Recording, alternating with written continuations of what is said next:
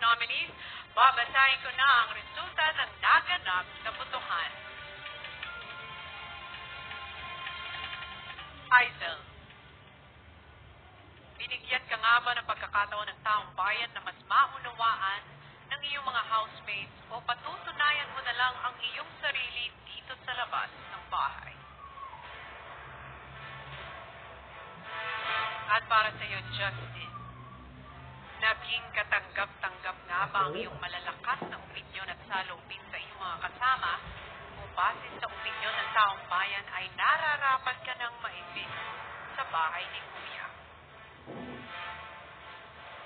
At para sa iyo, Mika, kasama mo nga ba ang taong bayan sa iyong laban para sa iyong anak o mas gusto nilang muli mo na siyang makasama dito sa outside world?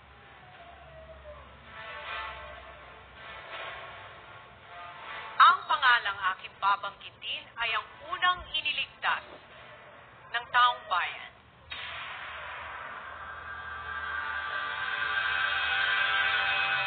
Congratulations, you are safe tonight.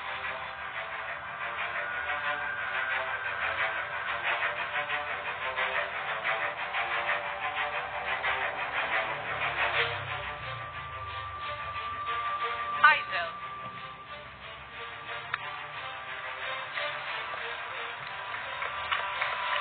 ibig sabihin nan, Justin at Mika, isa sa inyo ay iniligtas ng taong bayan at ang isa naman ay tuluyan ng mamamaalam sa kanyang mga kasama at babalik na dito sa outside world.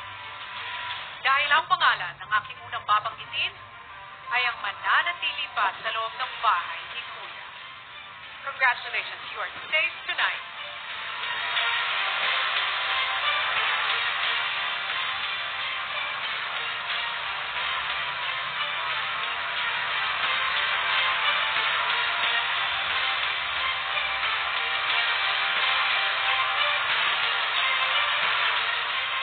Mika, I'm sorry, Justin, you have just been evicted from the Big Brother house. Magpaalam ka na sa iyong mga kasama.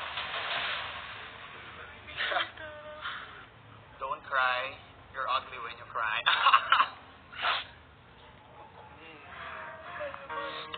Oh.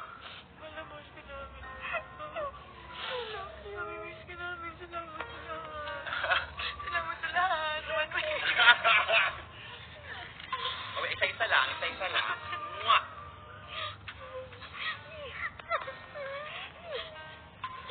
You know, I want to say this to you guys since I'm already evicted. Diba last night I got from the confession? Diba I got from the confession room last night? Kuya played an audio clip of my dad saying na I don't have to worry because he accepts me for who I am. He can't wait for me to come back home. And that's already enough for me.